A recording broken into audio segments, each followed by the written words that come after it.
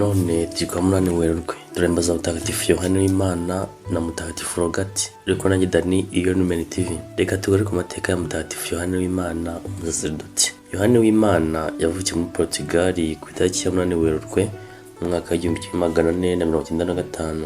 Ababyeyi bari abakene ariko bakaba abakristu beza. Bihatiraga kumurera gikristu koko, ariko amaze gukura ubuto bw'abasore bumwoshya nabi. Akiri muto yihaye kunywa cyane inzoga, gutera urusimbi no kwinda n'abakobwa b'ingeso mbi. Amaze imyaka 8 yihaye gukurikira umugenzi wari ugiye Madrid muri Hispaniya, ababyeyi batabizi. Maze uwo mugenzi aramuta, arorongotana aho atazi, bituma ayoba inzira.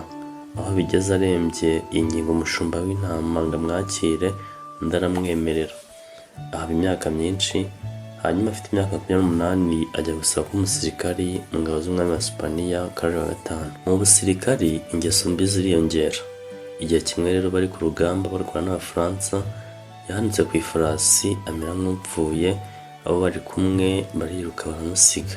Kandi abasirikare b'Abafaransa iyo bamugeragaho bamufataga nk'ingaruzwamuheto. Agaruye ubwenge yambaza Bikira Mariya, anamubonekera, amusubiza mu nkambi ya gisirikare y'Abanya-Hispaniya. Nyuma yaho bamaze kubeshyira ko yibye iminyago bavanye ku rugamba, bamukatira gupfa bamumanitse. Maze umusirikare mukuru aritambika ntibamwica. Yohani yavuye mu gisirikare amara iminsi 2 apfukamye iruhande rw'inzira asenga, hanyuma asubira hahandi yari yaratse akazi ko kuragira intama, bamwakira nk'umwana wabo, amusubiza mu kazi ke. Yaje gutekereza abona ukuntu abakene baza gusabiriza muri urwo rugo babirukanaga ntacyo babahaye, anabona ukuntu ba nyir'izo ntama batazuyaza kuzitanga akayabo k'amafaranga ngo zimere neza. Abona ko aho kumara igihe cye ashaka ko amatungo yabyibuha, ahubwo yamara igihe cye ashaka ko abakene bamererwa neza. Ariko niyumvaga uko azabigenza.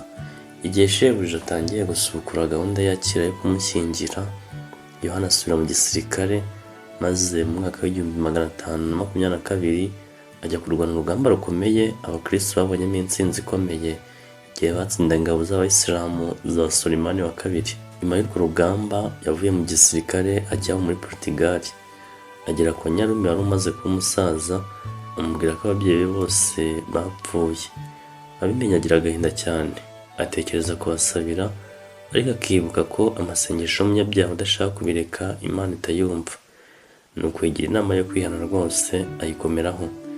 Yamaraga amasaha menshi y'umunsi n'ay'ijoro asenga kandi yihana. Yafashe gahunda yo kujya gufasha abakristu bo muri Afurika bataye kwemera kubera gutinya Abayisilamu. Ageze muri Maroc, uwihaye Imana w'umufransisikani amutegeka gusubira muri Hispaniya, kuko ari Imana izamubwirira icyo agomba gukora. Mu gihe agarutse i Grenade ari gucuruza amashusho matagatifu, abona n'akana k'agakene kameze nabi, agahika ku ntugu ze. Akagejeje iwe gahinduka Umwana Yezu. Nuko uwo Mwana Yezu amwereka urubuto rwiza rwitwa Grenade mu Gifaransa. Urwo rubuto yarumweretse rwifunguye rusohotsemo umusaraba, maze abwira Yohani ati, Yohani Wimana, Grenade izakubaho umusaraba. Ariko ubusanzwe Grenade ni intara y'amajyepfo ya Hispaniya. Yagiye kugisha inama Mutagatifu Yohani wa Vira, amugira inama yo kwita ku mbabare, amuha itegeko agomba gukurikiza. Ubwo yagiye i Grenade muri Hispaniya, agerageza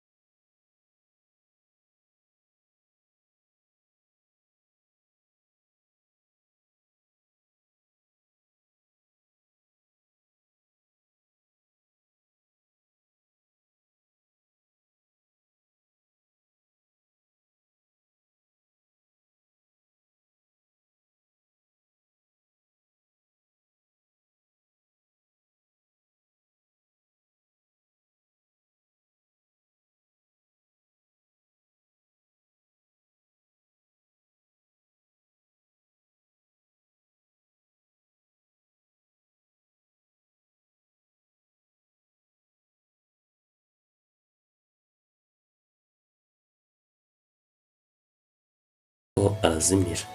Ni Yezu ubwe waruje kumwereka ko yishimiye ndetse ibyo akorera abana be. Yohani w'Imana yapfuye ku itariki ya 8 Werurwe mu mwaka w'1550. Yanditswe mu gitabo cy'abatagatifu na Papa Alegisanderi wa 8 mu mwaka w'1690. Ni Papa Lewo XIII wamugize umurinzi w'ibitaro, naho Papa Piyo wa 11 yongeraho kandi n'umurinzi abakora mu bitaro n'uburwayi. Mutagatifu Yohani w'Imana udusabire. Dusoje twifuriza amahimbaza Mutagatifu Yohani w'Imana na Mutagatifu Rogati kugira umunsi mwiza. Namwe inshuti z'Imana kandi bana ba Mariya mukomeze kugira umunsi mwiza.